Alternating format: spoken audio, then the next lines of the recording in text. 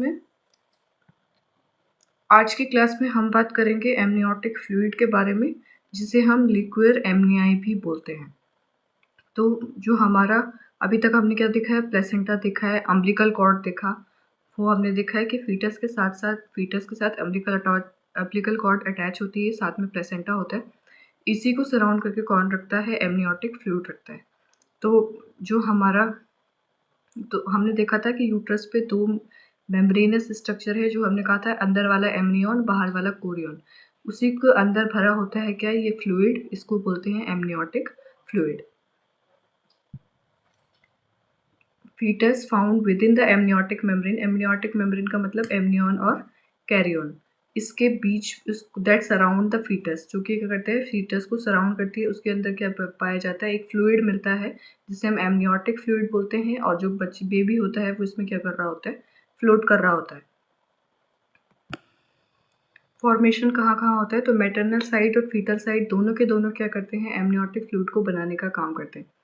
Initial 12 week में जो amniotic fluid होता है वो मैटरनल प्लाज्मा के अल्ट्रा फिल्ट्रेशन से बनता है। मतलब जो प्लाज्मा होता है मदर का, वो प्लाज्मा फिल्टर होता है और इनिशियल 12 वीक में उसी से क्या बनता है, एमनियोटिक फ्लूइड बनता है। उसके बाद जो 20 वीक में 20th वीक में क्या होता है, एमनियोटिक फ्लूइड जो होता है वो बेबी के स्किन में डिफ्यूजन की वजह से क्या होता है, एमनियोटिक फ्लूइड का प्रोडक्शन होता है। अब 20 वीक बाद ऐसा क्या होता है कि अब वो स्किन से डिफ्यूजन होके एमनियोटिक फ्लूइड नहीं बनता। तो 20 वीक के बाद क्या हो जाता है, कॉर्निफिकेशन हो जाता है। कॉर्निफिकेशन का मतलब होता है केरेटिनाइजेशन, यानी कि केरेटिन का प्रोडक्शन शुरू हो जाता है, केरेटिन की लेयर बन जाती है। तो इसीलिए क्या होता है, 20 वीक के बाद जो होता है वो स्किन से अब डिफ्यूजन नहीं होगा।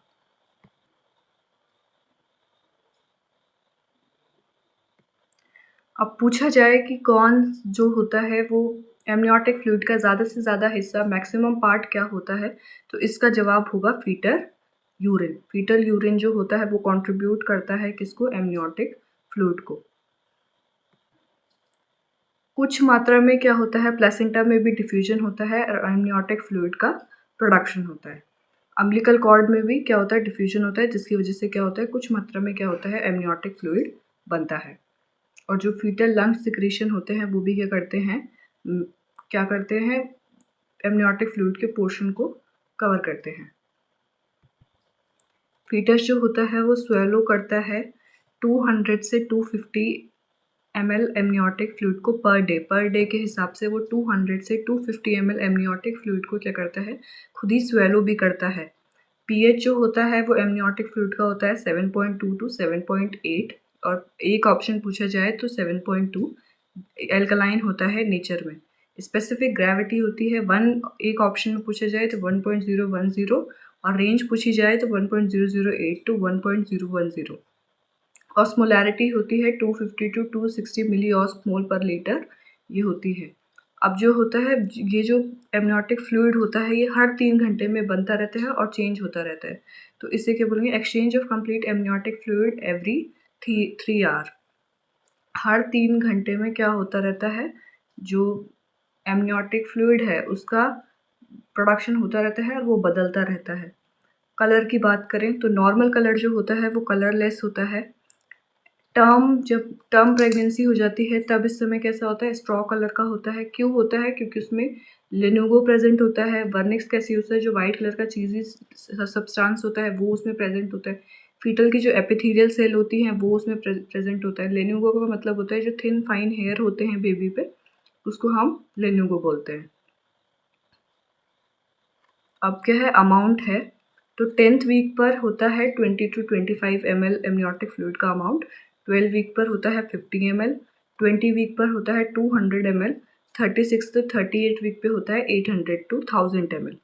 अब क्या होगा आफ्टर 42 वीक, 42 वीक को हमने क्या बोला, टर्म प्रेगनेंसी हो जाती है। लेकिन 42 वीक्स के बाद क्या होता है, एमनियोटिक फ्लूइड का जो पोस्ट मेच्योरिटी में, मतलब एक लिमिट से ज़्यादा अगर बेबी क्या हो रहा है, वूम के अंदर है, तो उस समय क्या होता है, एमनियोटिक फ्लूइड क्या होने लग जाता है, कम होना शुरू हो जाता है। तो आफ्टर 42 वीक्स क्या होना शुरू हो जाएगा, कम होना शुरू हो जाएगा। यहाँ 800 से 1000 मिली लीटर है, यहाँ कितना हो गया, 400 ml हो गया।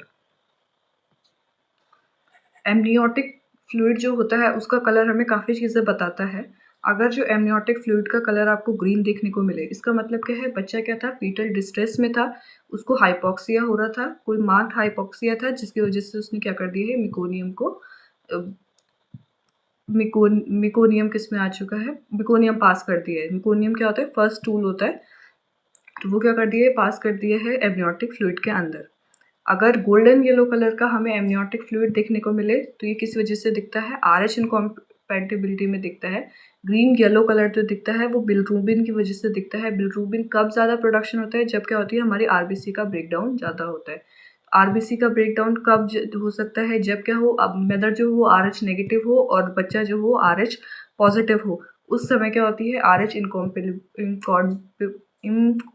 इनकॉम्पेटिबिलिटी के वजह से क्या हो सकता है, उसको जो एमनियोटिक फ्लूइड का कलर होगा वो गोल्डन येलो कलर का होगा। अगर एमनियोटिक फ्लूइड का कलर जो है वो ग्रीन येलो कलर का देखने को मिले, सैफरॉन कलर का देखने को मिले, तो इसका मतलब है कि बच्चा जो है जेस्टेशनल एज से ज़्यादा रह रहा है वूम के अंदर और पोस्ट मैच्योरिटी को दिखाता है। टोबैको रेड कलर हो या डार्क ब्राउन कलर हो, इसका मतलब होता है कि फीटस की क्या हो चुकी है, यूट्रस में डेथ हो चुकी है, यूटेराइन डेथ हो चुकी है। ब्राइट रेड कलर का होगा तो उसका मतलब है कि वहाँ पे से क्या हो रहा है, ब्लीड हो रहा है, हेमोरेज हो रहा है। कंपोजिशन में जो मैक्सिमम अमाउंट में बना होता है, 99% जो होता है इसमें वाटर होता है, 1% इसमें protein, glucose, amino acid, potassium, sodium chloride, uric acid, ये होते हैं। अब क्या होता है, जो हमारा एमनियोटिक फ्लूइड होता है वो वाटर की डिमांड को पूरी करता है फीटस के अंदर, बट न्यूट्रिशन नहीं प्रोवाइड करता है, बिल्कुल मतलब बहुत ही कम न्यूट्रिशन, कम क्या, बिल्कुल, कुछ लोग तो बोलते हैं कि बिल्कुल भी न्यूट्रिशन प्रोवाइड नहीं करता, क्योंकि न्यूट्रिशन जो मिलता है वो फीटस को प्लेसेंटा से मिलता है। Function of amniotic fluid. Amniotic fluid ऐसा क्या काम करता है कि जो हमें वो चाहिए है, तो इंट्रा यूटेराइन लाइफ में जो फीटस का टेम्परेचर है वो मेंटेन करके रखता है एमनियोटिक फ्लूइड। किसी भी ट्रॉमा से या जर्क इंजरी से बचा के कौन रखेगा, प्रोटेक्शन प्रोवाइड करता है एमनियोटिक फ्लूइड। अब क्या होता है, हमने सुना होगा डिलीवरी से पहले क्या होता है कि वाटर, उस महिला का क्या हो चुका है, वाटर ब्रोक हो चुका है, मतलब कि वहाँ पे से क्या हुआ है, वजाइनल कैनाल पे अचानक, मतलब फोर्सफुली क्या हुआ है, एमनियोटिक फ्लूइड क्या हुआ है, पास हुआ है, तो इस वजह से वहाँ पे क्या होती है, जो वजाइनल कैनाल है, जो डिलीवरी कैनाल है, उस पर क्या हुआ है, उसकी क्लीनिंग हुई है। तो cleaning of delivery canal and vaginal canal and provide Sterlite pathway for delivery के लिए स्टेराइल पाथवे को क्या करता है, प्रोवाइड करता है। एमनियोटिक फ्लूइड जो होता है वो सर्विक्स के डायलेशन में भी क्या करता है, हेल्प करता है। During labour amniotic fluid exert pressure on cervical opening, वो क्या करता है, सर्वाइकल ओपनिंग पे प्रेशर को एक्सर्ट करता है और जिसकी वजह से क्या होता है, सर्वाइकल डायलेशन में हेल्प करता है। ये क्या करता है, fulfil the need of water in foetus, और ज़ीरो क्या प्रोवाइड करता है, न्यूट्रिशन इसमें नहीं होता। अब है कि कैलकुलेट कैसे करेंगे एमनियोटिक फ्लूइड का कैपेसिटी। तो एमनियोटिक फ्लूइड का कैपेसिटी को कैलकुलेट करने के लिए सबसे पहले है एमनियोटिक फ्लूइड इंडेक्स, जो किया जाता है USG के साथ किया जाता है, USG की वजह से किया जाता है, USG करेंगे इसमें। तो हमें क्या करना है, यूट्रस को हमें पहले 4 क्वाड्रेंट में डिवाइड कर देना है। मान लेते हैं ये बेबी है, इसको हमने क्या कर दिया, 4 क्वाड्रेंट में डिवाइड कर दिया। अब जहाँ जहाँ क्या होगा, अब क्या है, वहाँ पे क्या होना चाहिए, इसके बाद हम इसके लॉन्गेस्ट डायमीटर को क्या कर लेंगे, देख लेंगे। मान लेते हैं ये 2 सेंटीमीटर मिला, ये हमें 3 सेंटीमीटर मिला, यहाँ पे हमें ये 4 सेंटीमीटर मिला और यहाँ पे हमें 2 सेंटीमीटर मिला। तो इनको क्या करेंगे, प्लस कर देंगे, 4 + 2 + 3 + 2 कर देंगे, तो हमारा क्या निकल जाएगा, एमनियोटिक फ्लूइड का क्या निकल जाएगा,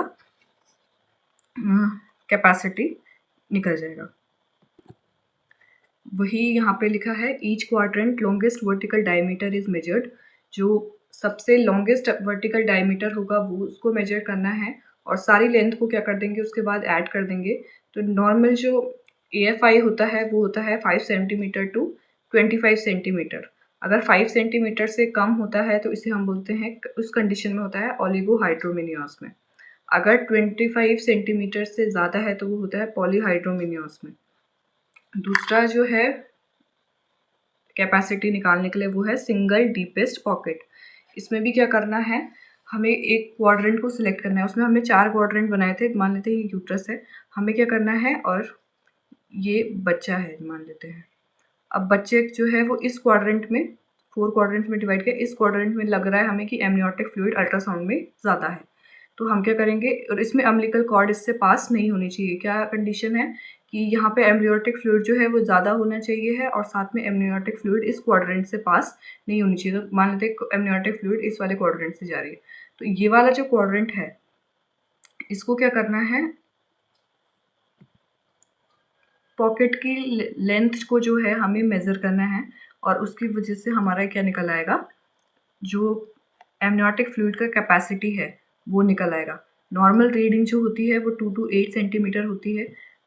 2 सेंटीमीटर से दोबारा अगर कम होता है तो ओलिगोहाइड्रोमिनियोस में होता है, और अगर 8 सेंटीमीटर से ज़्यादा होता है तो वो किस में होगा, पॉलीहाइड्रोमिनियोस में। दोनों में हमें क्या कराना है, यूएसजी की हेल्प से करना है। यूएसजी में भी जो भी फाइंडिंग्स आएंगी उसमें हमें क्या निकाल देना है, क्वाड्रेंट में डिवाइड करना है, और क्वाड्रेंट में डिवाइड करने के बाद हमें उसकी जो लॉन्गेस्ट वर्टिकल डायमीटर होगी उनको क्या करना है, लेंथ को मेजर करना है और आपस में उनको ऐड कर देना है। यही था एमनियोटिक फ्लूइड के बारे में।